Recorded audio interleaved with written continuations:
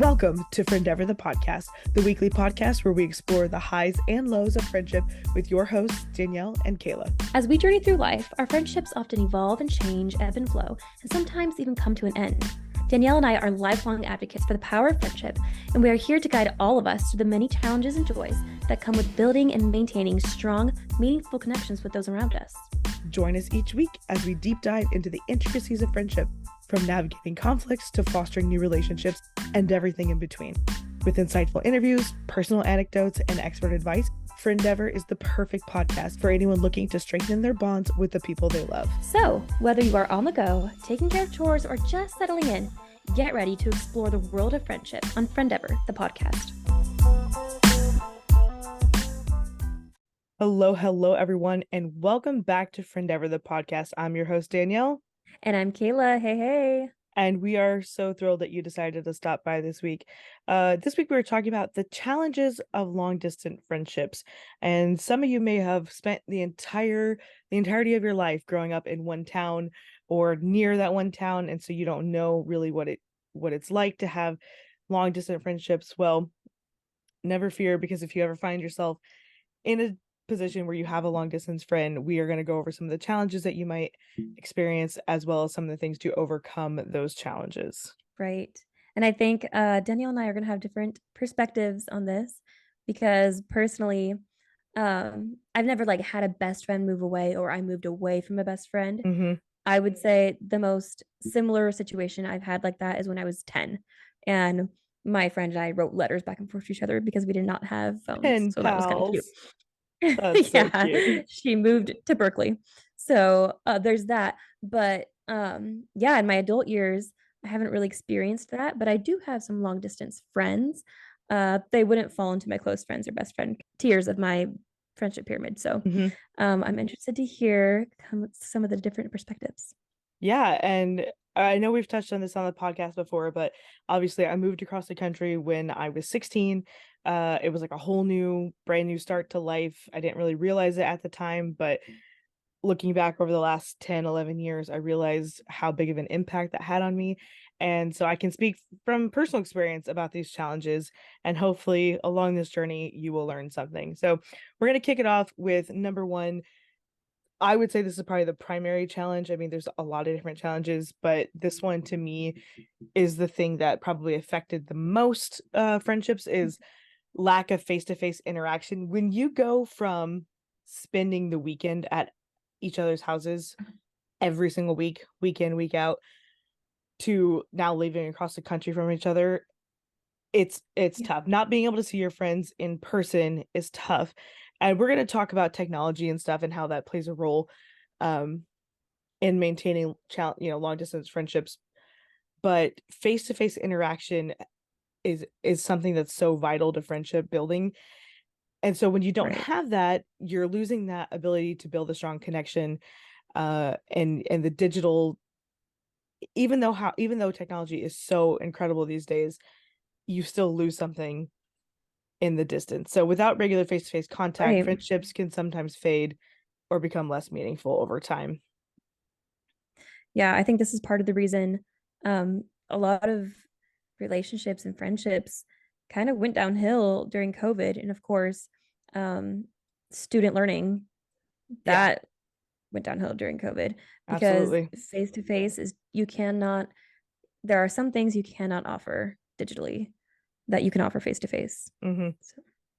Yeah, and as a virtual teacher now, even post-COVID, I can see how the lack of ability between online students and in-person students, coming from the physical classroom last year into a virtual classroom this year, there's a difference because you don't have that personal interaction all the time.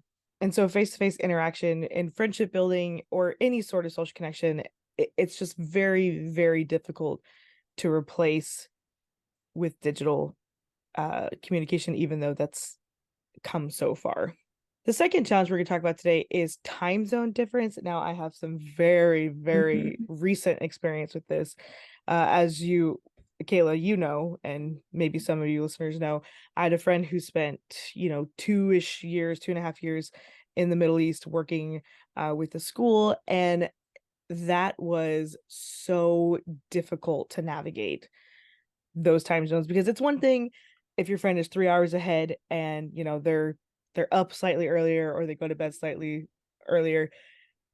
Until you are 9, sometimes 10 hours difference, it's night and day, quite literally night and day. Yeah. And so between her schedule and my schedule, when I was going to bed on Saturday night, she was waking up for church. So it's quite literally night and day, and navigating a time zone difference can be like such a challenge for long distance Right. friendships. And like I said, we're going to get into some ways of managing these challenges, but just to be able to put a label on them and to identify them is one step closer to helping you navigate them. And that's true for any sort of conflict or any sort of challenge. If you can identify what the challenge is, instead of it being some faceless, nameless giant you're facing, if you're able to identify it, you are more easily able to navigate that situation.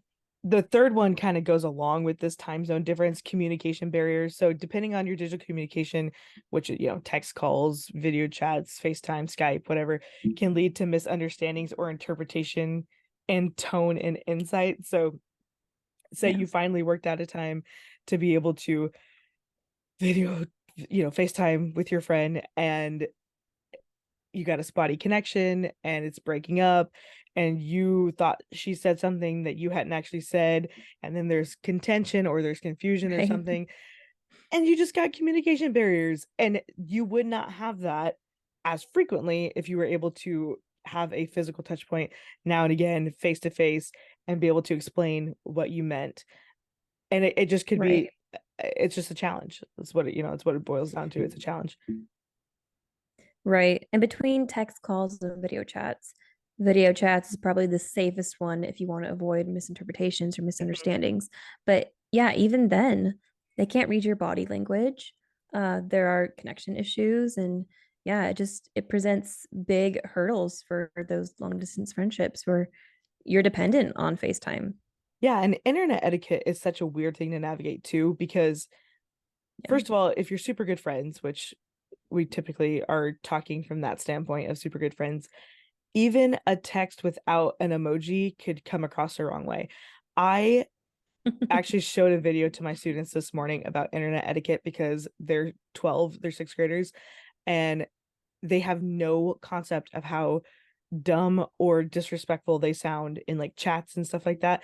So I showed them a video. I'm like, guys, the way They you need speak, that. yeah, they do. And because it was causing conflicts in like the chat feature of our classroom and that kind of thing. I'm like, you can't Oh just no. say something the way you can't type something the way you would say it, because your tone does not come through, your joking mannerisms don't come through. I have a kid who she's always like, can we play a game or whatever? And so she types out like 6 times and then 12 question marks, and it sounds so irritating and disrespectful, and she could just be like, can we play a game, can we play a game? That could be what she's saying, but that's not what it comes Right. across as. So if you've got that already working, or if you've got distance already working against you, and then you've got tonal issues working against you, you're just asking for conflict. So communication barriers are such a challenge. And like you said, FaceTime, Skype, all that stuff, Zoom is a better option, but it still is not the same as that closeness, Mhm. community, next door neighbor, that kind of vibe. So let's say that you really miss your friend and you need some face to face time, and they live somewhere, we'll use bi-coastal for, just our purposes today. So East Coast, West Coast. It could be the next state over. Your long distance friend could be an hour away instead of, 3 days away by train or flight or whatever. So we're not saying that one type of long distance is harder than another, but for our purposes today, we'll talk about East Coast, West Coast. So say you've got a friend who moved from the West Coast to the East Coast, and you're like, I need to see her. It's been too long, and I need a face to face. I need a weekend. I need a week with her, whatever. Here's another challenge. How about the stinking high costs of traveling these days? It can be so expensive. And the financial Rough. aspect could be a barrier for so many people who have long distance friends. And I know this might sound like a Debbie Downer podcast episode where we're just talking about all the bad stuff, but it's important, like I said, to identify these challenges so you understand what you could possibly be facing in the future. So, Kayla, you work with Bible quizzers, and I know that you guys travel to meets and competition a lot. How do you Yeah. find the experience of having, and I know you're not simply going for friendships, but you've made friendships along the way, so we can address this, Mhm. but that's got to be a pain, It seems like it's kind of frequent to have to Yeah. like the travel wears on you, right? Oh yeah. Yeah, it's every month. And it is a strain on us and the quizzers, although we do tell them, hey, the Bible quizzing account will pay your way if you qualify at this percentage, and that's some incentive. But yeah, it is a huge strain, not only financially, but just every month, pausing your life on Friday and Saturday, giving up your whole weekend, putting miles on your car. Right. Just there's so much that goes into it. So not only does like cost, play a role, but the actual exhaustion of getting from one place to another, one coast to another. In 2018, that was probably my highest like highest frequency of traveling year to date. So in 12 months I went like 10 places or something like that. And between January and March, I flew like 6 times, 7 times, something like that. It was outrageous. And by the third one, I was like, bleh. Like I was standing in the boarding area for Southwest, because you know how you have to, it's general seating or whatever. And I was like, oh my gosh, why am I doing this? And I love traveling. So the cost of going to see your friend is definitely a part of it. It's outrageous cost these days. But say you have a long weekend, you've got 5 days with your friend. The first day, you're trying to adjust to their schedule. You're on the other side of the country. If if you flew in that night, you'll want to sleep in a little bit. And so you've got a jam-packed Yeah, weekend together where you're tired from traveling the whole time. So right. another challenge to be aware of. Insert random but cute story. My niece and nephew just learned the term jet lag because they went to Japan. And the day after they got back from Japan, they were back at school. They were still suffering from jet lag. And so they were telling their mom, I'm tired, I'm tired. So she finally like taught them what jet lag meant. And it's just so cute to hear them say, I'm jet lagged from Japan. Auntie K, I'm jet lagged. Because what other 5-year-old knows A, what jet lag is, and has actually genuinely experienced it because they've And been to Japan. yeah, 16-hour time difference. Yeah, Oh, that's so so yeah, it funny. takes a toll on you. Which actually brings up a very good segue into our next one, because as you are, as time goes on, and especially if your friend moves away because they got married or something, different life stages, like life is going to move on in those two separate zones that you're in, two separate physical locations. So Hmm. if your friend got married, or and has kids or whatever, and so it seems like life is just going on, you might miss life events which can lead to you growing apart, or difficulty in relating to each other's experiences. So I have a friend that 10 years ago when we moved, she didn't have any kids. Now she's got three. She's been married for 12 years. And like, I don't even really have any relationship with those kids. Where as if we had never moved, I would feel like I'd be highly involved in those kids' lives. So not only are we in different life stages, but she now has so much more invested in a familial sense that I have no part of. So we've kind of grown apart. And it's not pleasant to think about. And we do our best to try to stay in contact. But when your friend becomes a long distance friend when they weren't before, their life is heading in a different direction. And instead of growing parallel side by side as their life, one thing happens, it tilts.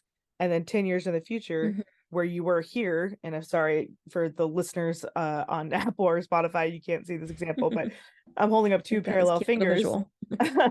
So if you're watching on YouTube, you get a free visual lesson as well. But what started off as parallel lives growing in one spot, one life ticks and had just one degree with marriage or kids or whatever, and then 10 years later you're now this far apart, and in Right. your lives, which Yeah. would have been seemingly trucking along at the same pace, is now spread far and wide by time, by distance, by different life stages, which also leads to, as time passes on, limited shared experience, which is our sixth challenge. That Mhm. joke that happened 20 years ago that has sustained you for the last 15 or 20 years that you've been apart is the only joke that you have to go on since you've been separated, Right. because you've not been able to make the same memories that you would at the same pace. And not that you have to build your relationship on inside jokes, but those shared experiences are one of like the core elements of bonding. Mm-hmm. We talked about that in the friendship pyramid episode and in the episode with Krissa. Um, I mean, those shared experiences, yeah, is one of the main elements.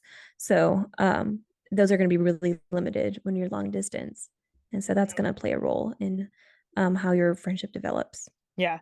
And it's going to seem like you talk about the same stories every time you get together, but what you're doing is you're relating back to the only thing you have to relate about anymore, especially if you're in different Hmm. life stages. So I know that there are several families that my family were very close to and still are close to.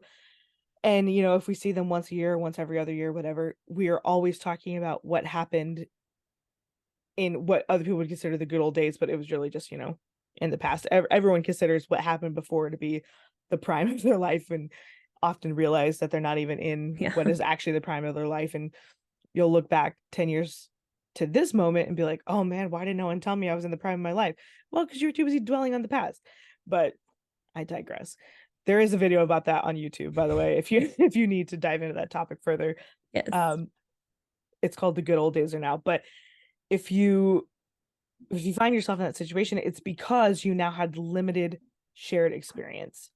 Because the times that you spent separated, it could be a year, it could be 5 years, and the distance has not helped you strengthen your relationship. At this point, you are trying to maintain it by all your communication and that kind of thing. And again, I don't want you to think like, oh, this is such a downer episode. It's not. I've actually got a very cute story coming up about people who have sustained long distance friendships. But if we don't navigate the challenges, you won't be able to appreciate the good stuff as we move on. Number 7, loneliness and isolation. This kind of goes along with the other side of a long distance friendship. So from we've been talking from the perspective of you who stayed in the same spot and then someone else moved away. But what if we flip it? What if you lived in the West Coast and then moved to the East Coast? So you're starting a new life, possibly you got married, possibly you went to college, or whatever reason you moved. And now not only do you not have the people that you were closest to, but now you're lonely and you're isolated. And you might miss out on participating on activities or events together that sustained you. So like we've got Rocktoberfest coming up. It's always a fun time. We Yeah. just had the ladies' word thing, Christmasers, whatever instances that are like annual things that you looked forward to. Being physically distant from a friend or from your community can lead to those feelings of loneliness, isolation, and it just is going to be tough to come back around and have those conversations with the people who you're friends with, if that's what they talk about and that's how they try to relate back to you, but you weren't there. And so it just could make the loneliness feel even deeper. We talked about my friend who passed away a couple weeks ago and how she lost both of her best friends in the same weekend. Um, and I never talked to her about that loneliness and isolation, but I can only speculate that it had to have been difficult, right? So, I mean, it's in the past now and I can't go back and fix it, but being aware of it now helps me. Even though it was a bad situation and a sad situation, it helps me be a better friend now because I know how to look for cases like that. So these challenges don't have to drag you down to the pit of despair. They can be a lesson. That's not a great lesson. No one wants to learn this lesson, but that's the whole point of Friendeavor, is Yeah. that if Kayla and I can teach you something about friendship that will help you avoid the mistakes that we've made, hey, we'll have done our jobs. Right. And that's just like any life challenge or hurdle or experiencing broken trust in a friendship, anything like that. Those things, yeah, they're hard to go through and you don't really want to go through them, but they all teach you a lesson Mm-hmm. and you'll end up not doing things or doing things differently down the road because you learned from that kind of situation. And it's only going to make you a better person in the long run. Yeah. Getting into some more of the feelings aspect. So we talked about loneliness and isolation. Number 8, what about jealousy, envy? You Mm-hmm. see your friend's life progressing, what seems through like a lens, maybe a telescope, as if you look at a telescope and you flip it around and now you're looking at the large end, looking down at the small end, it looks like something so far away is happening faster and life is moving Mm-hmm. faster and those life events are happening. And what if things are happening and it seems like they're achieving more than you, but you can't celebrate with them and you can't be in their life and you can't encourage them and you can't see the challenges they went through up to get to that point, up close and personal. And so it could spark jealousy or envy, Right. which is not going to be healthy for your friendship, and it's definitely not going to help you maintain your friendship that's already under strain because of distance. Right. And when you're not able to be with your friends in person, face to face regularly, and all you see is social media, Mm-hmm. you have to remember people post highlights on their social media. And it's not a Absolutely. bad thing. Like, I mean, I'm not gonna like on purpose go and post like a non-flattering photo of myself for the Right. sake of transparency. Right. I'm not gonna do that. But people just Instagram by nature is a platform to share the highlights of your life. Right. And so when you're scrolling, you have to remember that. And I think that's where a lot of people start to get really jealous and yeah, and envious. Mm-hmm. And you have to think, okay, so they posted that they just finished their bachelor's degree and you were there during their first semester, but then you since moved away. And so 3 years later, you see that they graduated, but the last 4 or 5 semesters, you didn't see the long, lonely nights of them studying on their own. You didn't see them almost quitting. You didn't see all the dark stuff because you weren't there. And it's not your fault that you weren't there. It's life. It's a life situation. It took you away or it took them away. So if you start feeling those feelings of jealousy and envy, curb it first of all, because Mhm. it's human. I mean, it's your humanity, it's your flesh. So try to bring a little bit of realism to it and think back, oh man, they have persevered so much. Put a positive thing on it. Moving on, and we're kind of cycling back to the tech issues, of being apart, is that you don't have the same level of emotional support that you need. A physical presence can be comforting. You know, if Yeah. you are just laying on your bed, just chilling, and your friend is like laying next to you on their phone, even though you're not having some deep, meaningful conversation, just being together is a vibe. A physical presence can be comforting. And I know some Hmm. people who like fall asleep with, with their FaceTime on because it's like they're doing the best they can to be together, even if they're not. But long distance friends just may not be able to provide that same level of support that a physical friend in the same room can do for you. I know that when I found out Right. about that friend who passed away, Kara was out doing bus ministry and Lydia was with her. And when they came home, I just gave Lydia a hug, or she gave me a hug, whatever way. And it was like, it was the physical comfort and support of knowing Yeah. someone was there to support you. And obviously, I was surrounded by my family too, but the physical representation of support was very meaningful in that window of time. And I just wouldn't have gotten that with a long distance friend because they physically are not here. Right. And that's important, especially if you're a physical touch person, which not everyone is. Mm-hmm. But if you are, then that plays a big role in that limited emotional support. Yeah. I think that was maybe the second or third love language thing for me. I need to go take that love languages quiz again because it's been a long time. I think I took it in my early 20s, so I'd be interested to see if things have changed since then. But like, I it's really nice for me to connect with people when I could just like, tap on the arm or slap on the back or something like that. It's not my primary love language, but it's definitely helps me feel connected to people just to be like, bro, grab their arm, like you can't believe this happened or whatever. Because it just Yeah. adds to the connectivity right there in the moment. All right, we got two more challenges we're going to go through. And this next one kind of goes with the example I gave earlier of the two fingers being parallel and then they kind of split off in different directions. Not only, so let's say that some big major life change didn't happen. Let's say that they did not get married, they didn't move away because they got married or had kids or whatever. They moved away because life, whatever life situation you want to put on it, I'm not going to put a label on it. It was, whatever. It was economical, anything. You plug in your reason. But over time, your interests and values may change. The parallel fingers, you're just growing apart because of separation. And the gap between you and your long distance friend could be caused by the interest change, just changes in interest.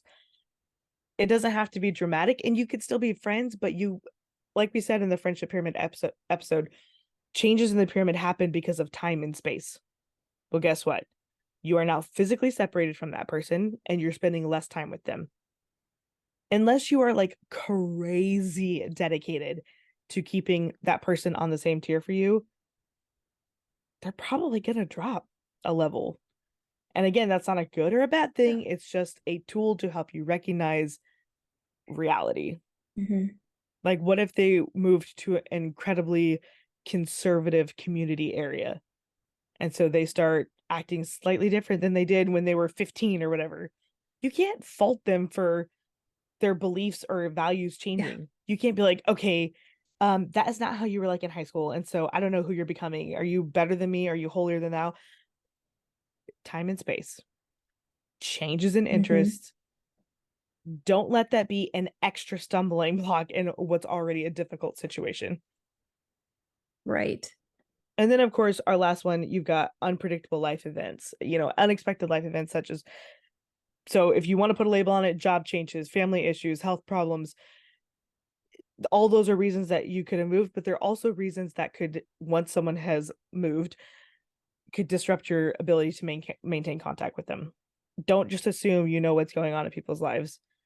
It's up to them whether or not they share it, and don't be an extra problem for them, if that makes sense. All right, that is enough of all the Debbie Downer. We're going to take a quick break. And when we come back, we're going to talk about how you can attack these challenges, potentially overcome them, but ultimately do your best to maintain a strong, meaningful connection with your long distance friend. We will be right back.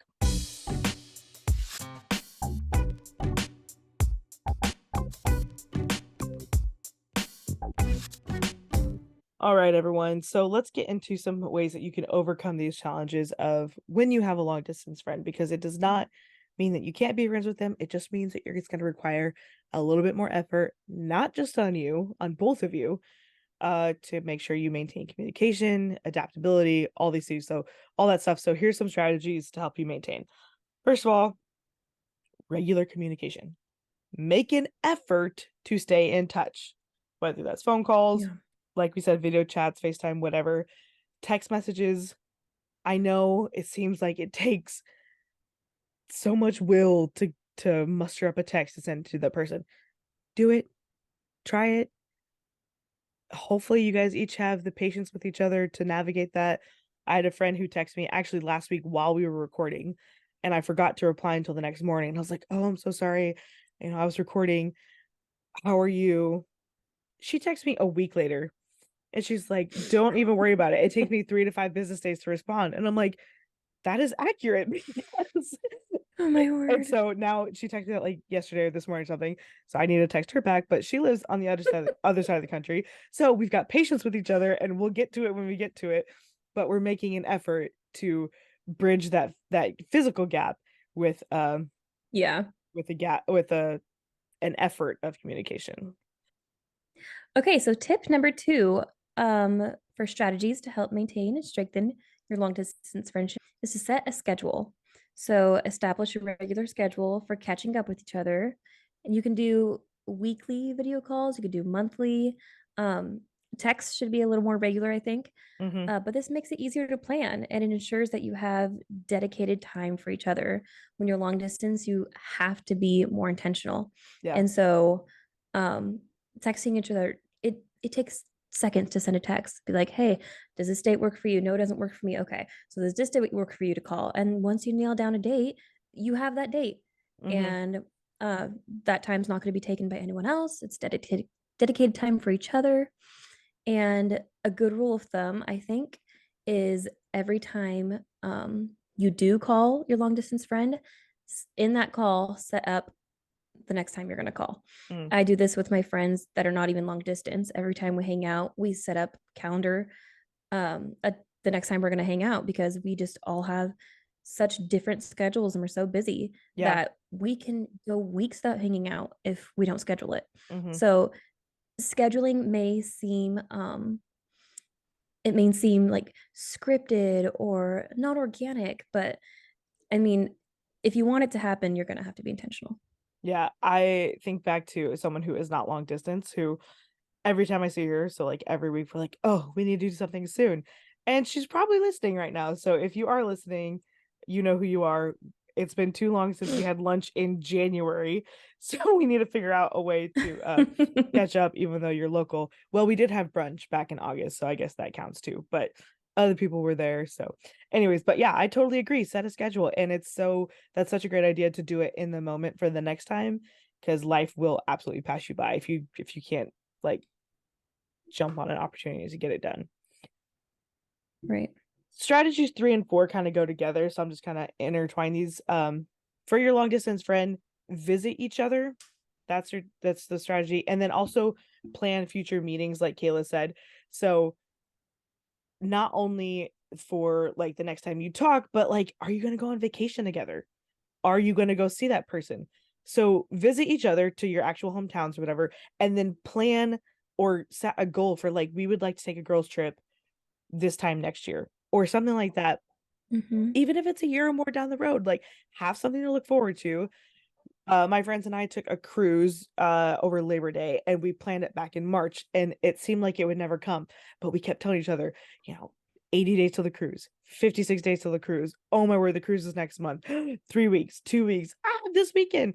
And so even us That's locally, fun.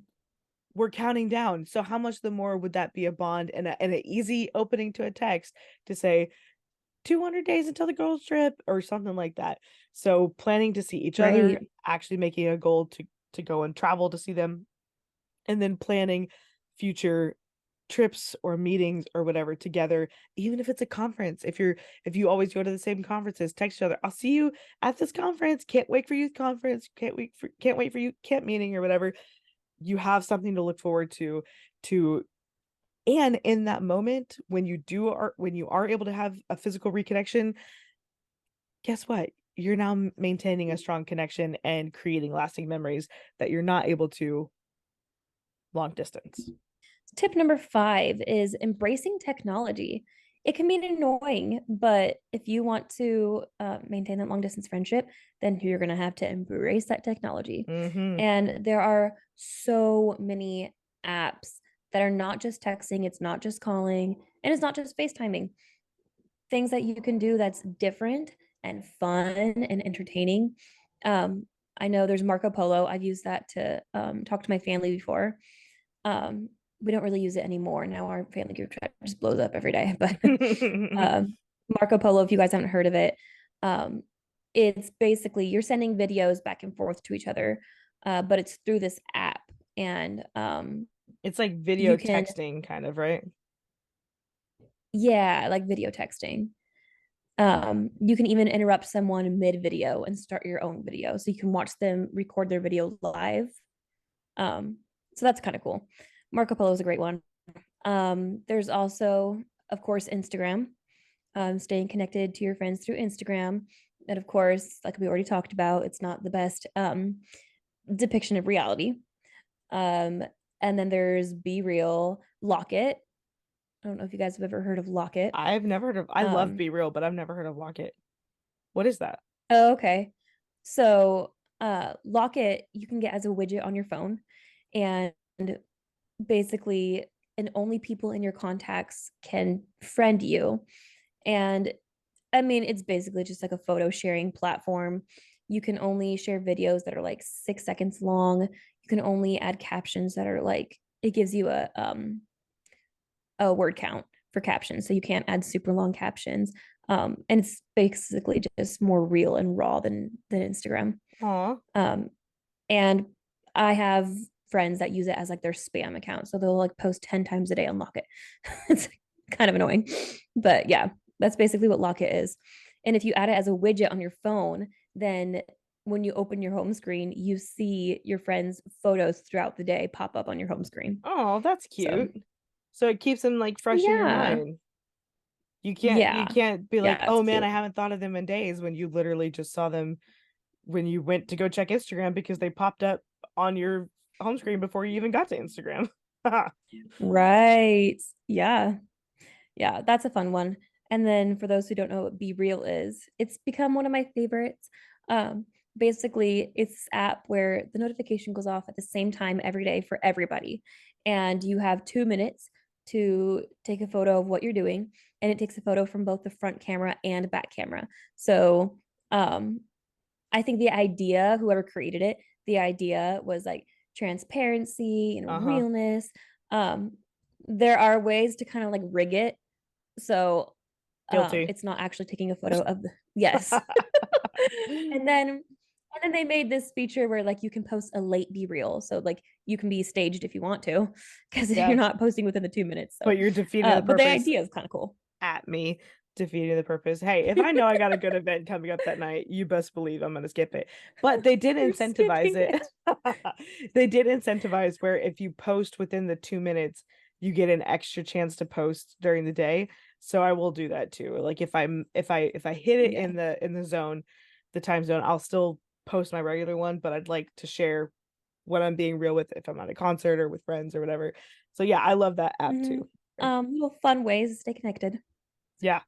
There's definitely, and there's so many. There's so many. So I'm sure there's tons that we don't know about that you guys do know about. So you can email us friendeavorpodcast@gmail.com and we would love to hear about what you come up with. And of course, if you're not following the Friendeavor Instagram, you need to get on that because we got amazing content too. Hmm. All right, number 6, a way to overcome these challenges is be understanding. I touched on it at the end of our challenges section. Recognize that life events, time zones, ups and downs of life, all that stuff can affect your friend's availability. Now, it'll be very clear if they're blowing you off. That's a different situation. That's a different topic. That's a different podcast. We'll deal with that another time. But be understanding if your friend cannot respond to you immediately.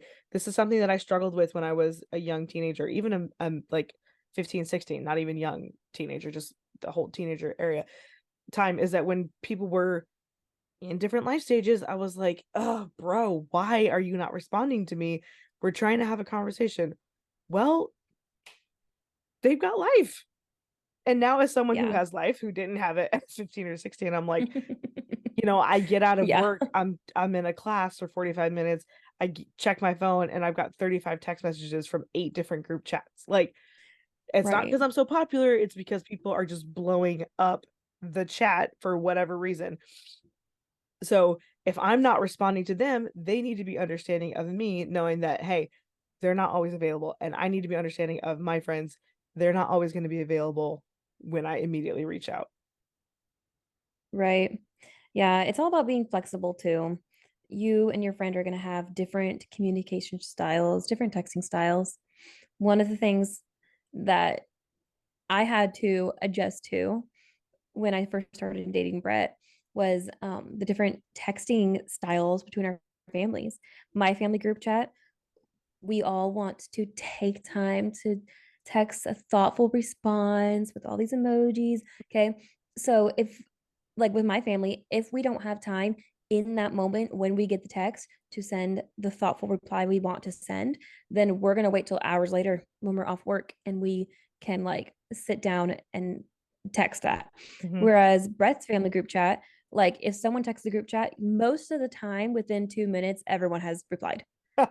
And that's just like the difference is like you guys value like instant text back and my family values the content of the message, That is rather so than funny. turnaround time. No, we want an So immediate response. Everyone should acknowledge that you saw whatever we said, and then boom, it's over. And then you don't have to think about it anymore. Whatever yeah. whatever was sent, You deal with it, you get it over with, good or bad, and then you move on with your day. That is Right. hilarious. So you have to recognize that with your friends too. Um, I mean, one friend might be the wait until 7 p.m. to check all my texts friend. And the one friend might be the like, I'm gonna get them as they come. Yeah, that is so true. If you have concerns about your friend's availability, like I said, it is another podcast, but we wouldn't be Friendeavor if we didn't touch on it. You got to share your feelings and concerns with your friends. Be honest. Like, I'm sad that we have not had a phone call in a month. Can you please make time for me? You don't have to be a wine bag about it, be understanding, but also don't be afraid to share your feelings about it.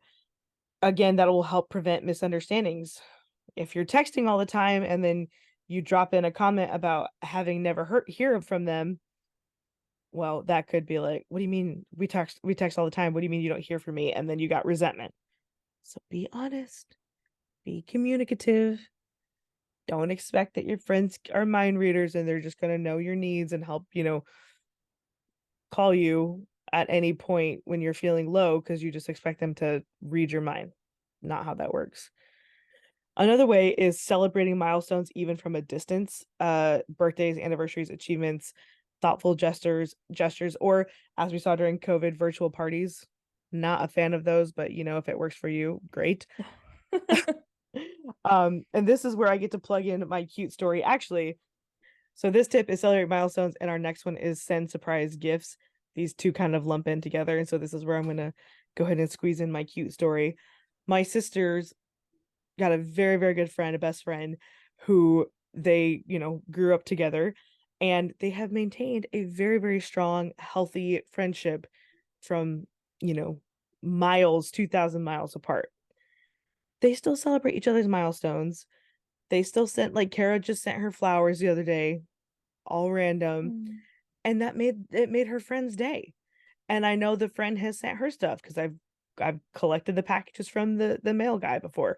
So you're not buying their affection, but you're sending a surprise gift. You're showing a support. I know that I think when Yeah. Kara graduated from college, her friend may have sent her a gift. And then the friend is expecting a baby, and then Kara is sending her gifts. So you don't have Mhm. to go broke, but a nice surprise gift celebrating or a just because will really help keep the connectivity between you two. Right. You do what you can. Yeah. And to tag on to the last one, because a bunch of these challenges or the overcomings of the challenges kind of just flow together. So instead of saying number one, number two, it's kind of just going to flow because Yeah. you'll see that they all kind of flow together. But staying involved in their life, keep up with what's happening in your friend life, share your experience and let them share their experience. The reason that Kara and her friend are able to still be as close is because they talk about what's going on in their lives, and they have the benefit of knowing people, each other's families and that kind of thing, to be able to like, oh yeah, my sister is doing this and whatever. The happy moments and keeping up with what's going on as if nothing has ever changed. Right? They are intentional about being there for each other and supporting each other, emotional support, trusting that the other person still wants to be a part of their life. That's a big thing about overcoming challenges, is trusting each other, not in the sense of like, oh, they betrayed me or that kind of thing, but trusting that you're still important to them, and that even more so in a long distance relationship, that your friendship is essential. It's going to help you stay engaged and interested um in each other's feelings and values and that kind of thing. Another way to overcome those challenges is to still maintain your own interests. You don't have to get into what other people are doing just to be like them, because that will also give you content to be able to share with them of your life. And then, of course, Hmm. maybe take up a mutual hobby at in different distances, and you can compare your experiences. Say you guys have always been interested in crocheting or something like that. What if you each took a crochet class in your respective towns and then got on FaceTime and chatted while you taught each other what you learned in crochet class or whatever? These are just ideas, but So sweet. maintain your own interests, get a shared interest. It like either way, you're gonna have things to talk about. Hmm. If you are one of those people who moved away and you are the long distance friend, you can meet new people locally, make an effort to kind of ease up that isolation and loneliness, establish Yeah. local friendships to help you fill that void. Obviously, that's not going to help you maintain your current friendships, but it will give you an outlet that you don't have anymore with your other friend, and you might end up meeting someone who Right. becomes a lifelong friend. And then when your Mhm. old friend comes to town, you've got new and old meeting. It's a connection, east meets west, that kind of thing. I know that when Brett's Right. childhood best friend came to visit, he and Brett's very close friend now met and they hit it off. And now they're like pretty good Yeah. friends. And so you don't have to just be us four no more or us one no more. With your friends, Hmm. help create a connection between people who never ever would have met had you not been the person who was the go-between. Right. And it's not replacing to like put yourself out there and make new friendships. Absolutely. It's not replacing your old Mm-mm. ones. Um, Specifically for long distance friendships, it's filling a void that your long distance friends cannot fill Right. as hard as you try to. And like if you follow all these tips and do all the things, there are things that your long distance friends won't be able to do for you that your local friends can. Yeah.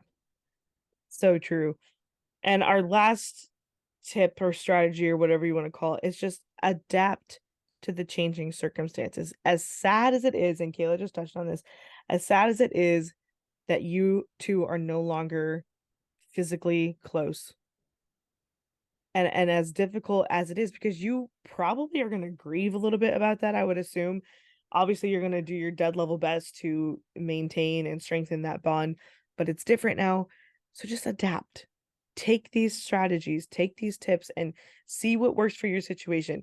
As your life change, as your friend life change, be flexible, adapt.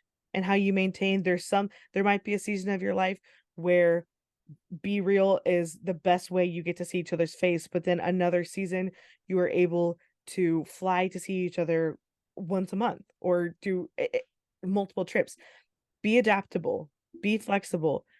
Different life stages may require different adjustments for your relationship, but if you remember and you keep the focus that maintaining a long distance friendship takes effort for both people, you'll be able to prioritize your connection, have patience with each other, be adaptable, and ensure that your strong connection will endure challenges and time and space and all that kind of stuff, as long as you are putting in the time and attention it deserves.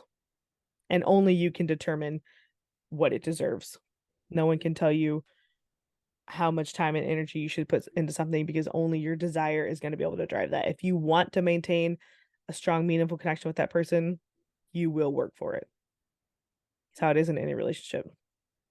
Well, that is all for episode 12. Thank you so much for stopping by Friendeavor the podcast this week. Don't forget to subscribe wherever you get your podcasts. Share this episode with a friend. You got a long distance friend? Guess what? We just dropped the perfect way for you to connect with them. Send them a new text, send them this Yes. link, listen to this podcast together, see if you learned something. Hmm. Don't forget, if you got questions, comments, go ahead and reach out to us, friendeavorpodcast@gmail.com. Leave us a review. You know the drill.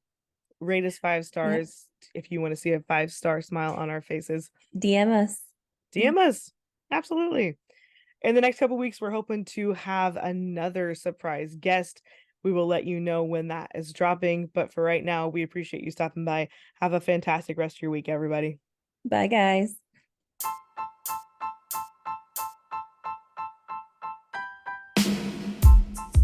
Thank you so much for listening to this week's episode of Friendeavor the podcast. Don't forget to subscribe wherever you get your podcasts. And if you enjoyed today's content, leave a review and share with a friend. You can find the show notes on our website, www.friendeavor.net, and in the description of this episode. Friendship is a journey. It's an endeavor. We'll see you next time on Friendeavor.